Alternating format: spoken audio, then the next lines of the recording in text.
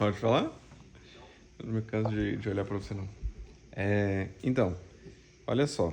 Já tem um tempo que eu tava querendo gravar um vídeo.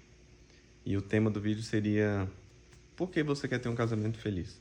Eu sei que quando a gente começa aqui falando, né, sobre como melhorar o casamento, como aprender a se comunicar, como aprender a resolver conflitos, como mexer com a parte de finanças do casal, a gente vai sempre tentando ajudar o casal a superar determinadas coisas que nós superamos e algumas na prática, algumas estudando, né? E a gente vai evoluindo, né?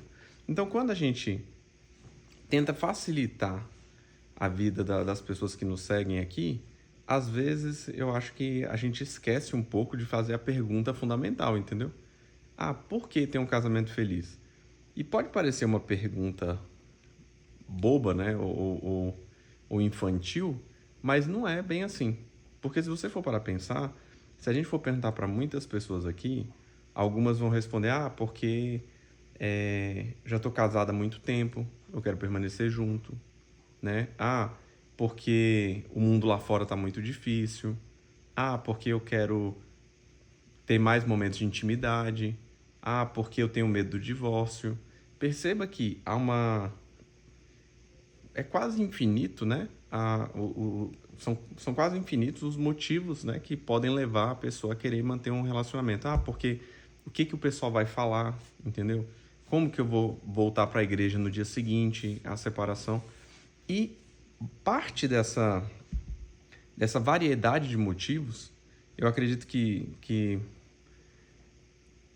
fique ligado, né? Acaba ficando ligado a essa. Ninguém sabe exatamente qual é o motivo que me ajuda a manter um casamento, qual é o motivo que realmente me força a pensar um pouco mais, a me esforçar aqui, a aprender um pouco mais, porque a gente não sabe exatamente para que serve o casamento. Porque muitos de nós, a gente simplesmente acabou casando porque queria fazer sexo e não queria cair em pecado, entendeu?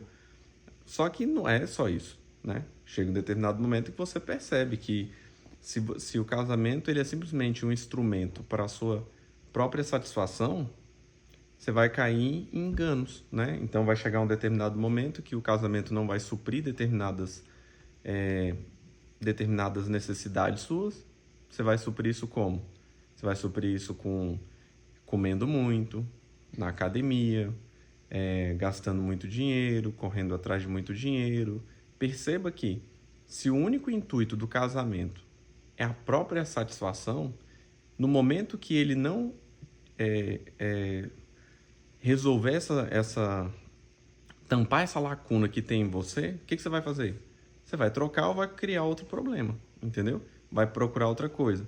Por isso que acontece tanto da pessoa, durante o período que a mulher está de resguardo, né? Em resguardo, o cara vai e trai, entendeu? Por quê? Porque em algum momento não ficou muito claro por que a pessoa casa, você entendeu? A gente tem uma ideia tão perfeita de que, vamos formar a família aqui. Beleza, vamos formar a família.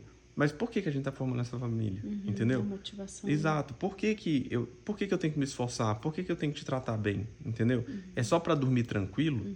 É só para dormir sem nenhuma briga em casa?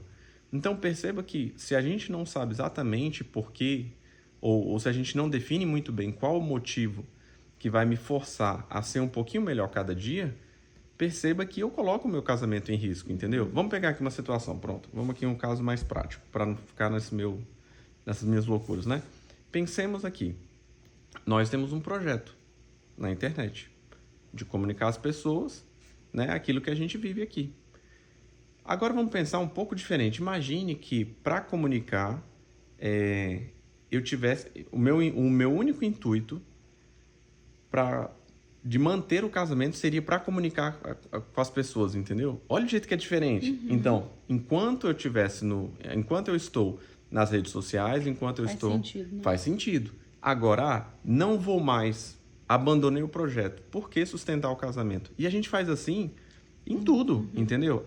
Não, por que você casou? Eu casei porque eu quero ter relações sexuais sem me sentir culpado.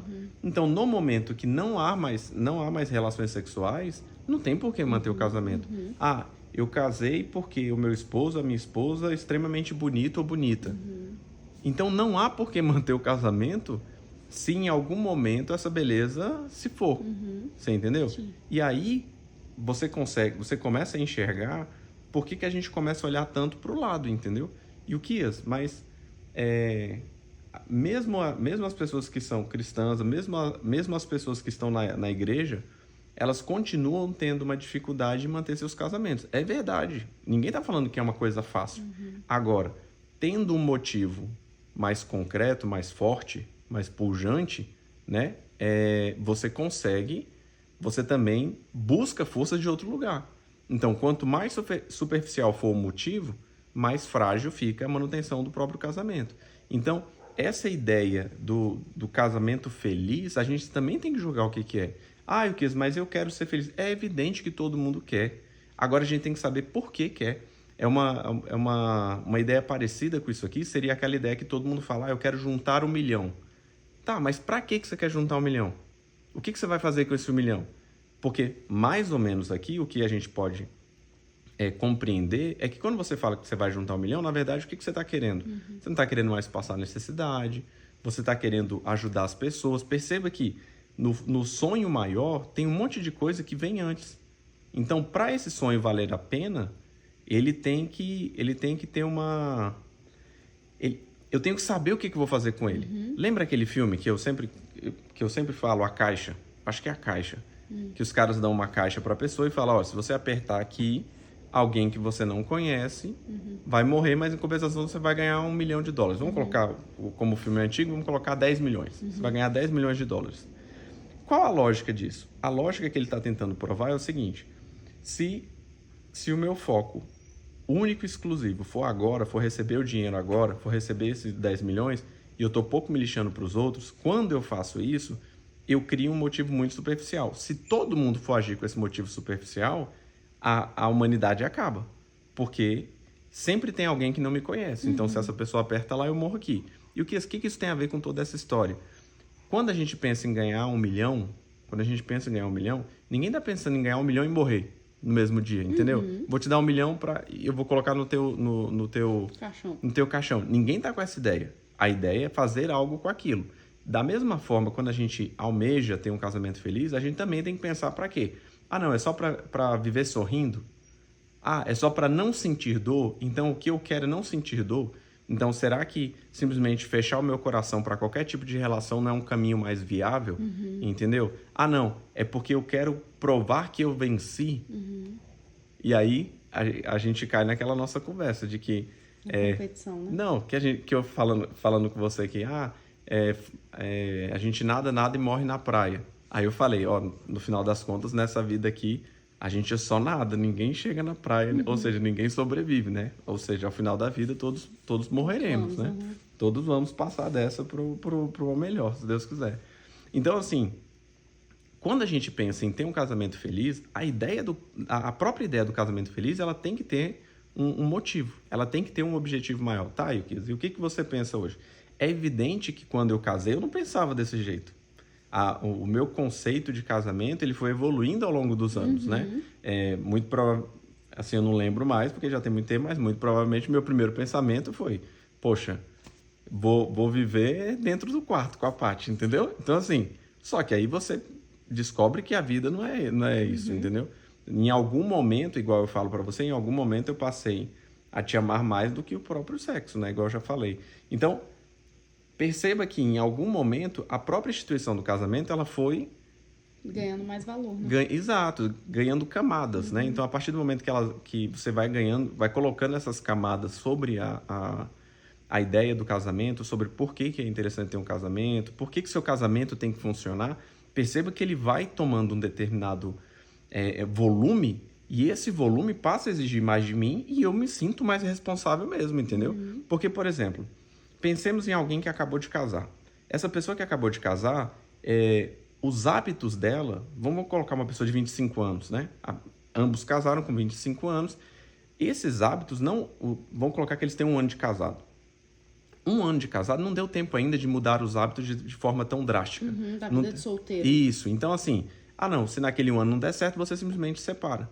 Se o objetivo for única e exclusivamente a própria satisfação, faz total sentido. Eu separo aos 25, caso aos 26, separo aos 27, caso aos 28, entendeu? E vou assim, entendeu? Só que não é isso. A ideia, em algum momento, a pessoa tem que conseguir caminhar em uma determinada direção e perceber que a vida não é a própria satisfação.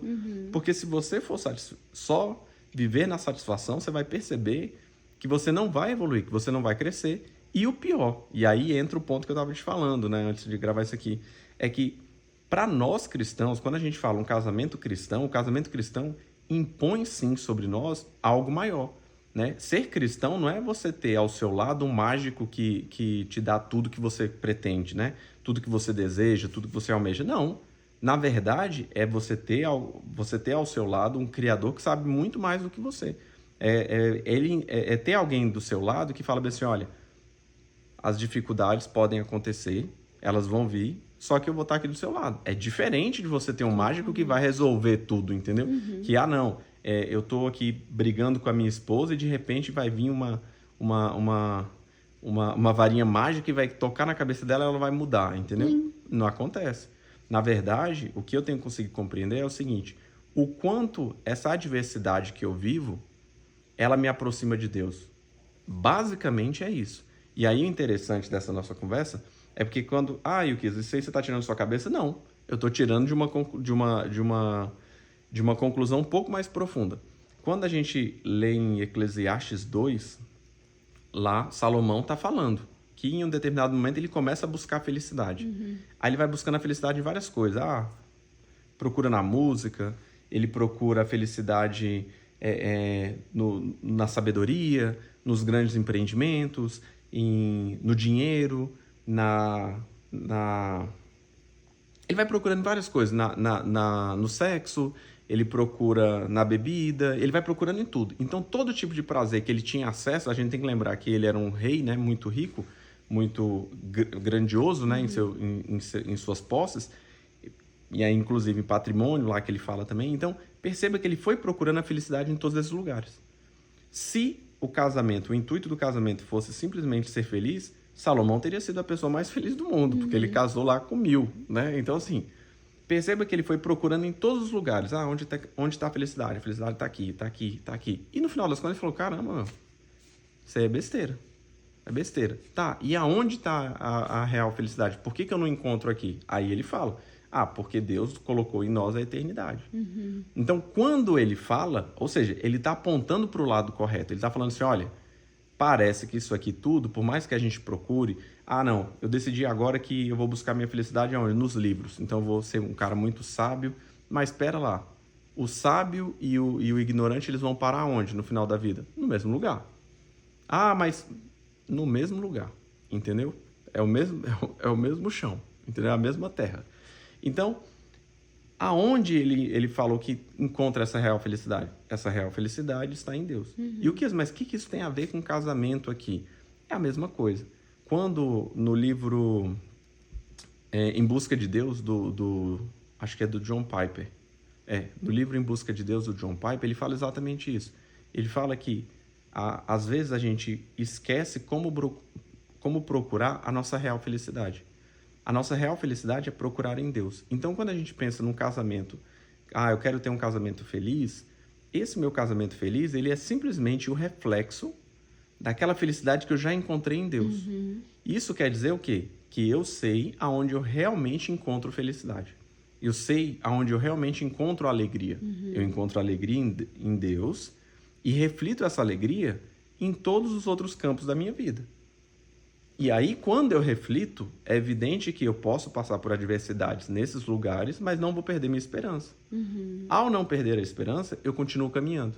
Que isso é a grande dificuldade que nós temos num casamento, porque eu olho para o outro está irredutível e eu simplesmente não sei o que fazer. Como eu não sei o que fazer, eu simplesmente paro. E aí, no momento que eu paro, aí eu garanto sim que não vai acontecer nada. Entendeu? Aí eu garanto que não tem como mudar. Agora, se a minha esperança está em Deus, sabendo que não é enxergando o copo meio cheio ou o copo meio vazio, como eu sempre falo, mas enxergando que alguém é dono do copo, entendeu? Que Deus é dono do copo. Então, Ele é capaz de criar determinados planos e transformar essa situação. A partir do momento que ele é capaz de fazer isso, eu continuo caminhando. E aí entra aquele negócio que eu te falei ontem sobre a questão de você fazer o melhor ou fazer o possível. O possível é normalmente aquilo que todos nós fazemos. A Paty não quer falar mais comigo, o que eu posso fazer? Eu fui lá, tentei conversar com ela, ela não quis conversar. Isso é o possível. Tá, e o que é o melhor? O melhor é, frente à minha realidade agora, eu utilizei as frases que eu conheço, eu utilizei os instrumentos que eu tenho.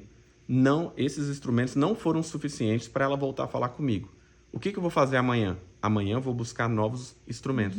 Amanhã eu vou evoluir, vou aprender de tal forma que aquela tentativa de ontem, ela não foi bem sucedida, mas tentarei novamente hoje. Então, perceba que nesse exato momento... A esperança, exato, né? A continuidade, a persistência, né? Exatamente. Então, primeiro, a minha felicidade ela está em Deus, ou seja, é de lá que eu trago, entendeu? É de lá que eu trago a capacidade de continuar tentando. Então, primeiro, a gente já fechou da onde vem. Segundo, mas por que esse casamento teria que ser feliz? Porque eu estou refletindo lá. Porque aqui é um caminhar em conjunto em direção a Deus. Sim. Isso quer dizer que vai ser tudo lindo, maravilhoso? Não, lógico que não, são pecadores. A gente sempre fala, né? Quando pecadores dizem sim, igual do livro lá. Então, a gente continua caminhando com determinadas dificuldades, mas sem perder a esperança. Né? Sem perder a esperança. Ou seja, machucados, com cicatrizes, entendeu? Mas sempre caminhando. Por quê? Porque o grande problema não está nas adversidades, mas sim em perder a esperança. Então, no momento que eu penso em ter um casamento feliz, a gente pode agora evoluir um pouco e pensar assim, por exemplo, o que você pensa de forma prática? O que eu penso em ter um casamento feliz? Eu penso que o meu casamento feliz, ele é uma peça de evangelização. Ele é uma forma de evangelizar. Então, quando eu penso que a coisa mais importante que as pessoas podem ter nesse mundo é encontrar a Cristo, a forma que eu tenho de mostrar para elas que Cristo existe, que Cristo faz uma diferença na vida das pessoas, é mostrar que duas pessoas diferentes, duas pessoas com falhas, duas pessoas com problemas, duas pessoas que acordam dias diferentes com a cabeça, um na Lua, outro em Marte, e mesmo assim essas pessoas decidem caminhar juntas. Pessoas que são tentadas todos os dias, pessoas que enxergam sempre uma possibilidade de uma facilidade em viver em outro lugar, de tentar novamente em outro canto, e mesmo assim decidem caminhar juntas. Simplesmente por quê? Porque elas se comprometeram com Deus. Porque simplesmente elas pediram para Deus estar ali no casamento delas de tal forma que elas vão fazer o melhor. É porque elas dão conta? Não, não é porque elas dão conta, mas é porque elas acreditam que o dono do copo sempre vai estar ali.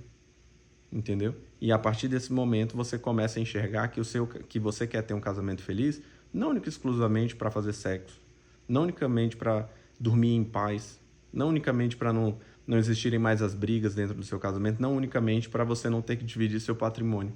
Mas isso tudo acaba sendo consequência de simplesmente de pecadores que tentam cada vez parecer mais com Cristo. E ao parecerem mais com Cristo, geram um relacionamento mais feliz. E esse relacionamento feliz acaba sendo um sinal daqueles que seguem a Cristo. E o que você está falando que o meu casamento não ser feliz é que eu não estou seguindo a Cristo? Não. Eu só estou falando que quando você perde a esperança, você deixou de olhar para o lado que você tem que olhar. Quando você vive um relacionamento, vive um casamento que passa por adversidades, você é só mais um cristão enfrentando tribulações. Agora, quando você almeja ter um casamento feliz única e exclusivamente para o seu umbigo, aí sim você está deixando de olhar para Cristo. Entendeu?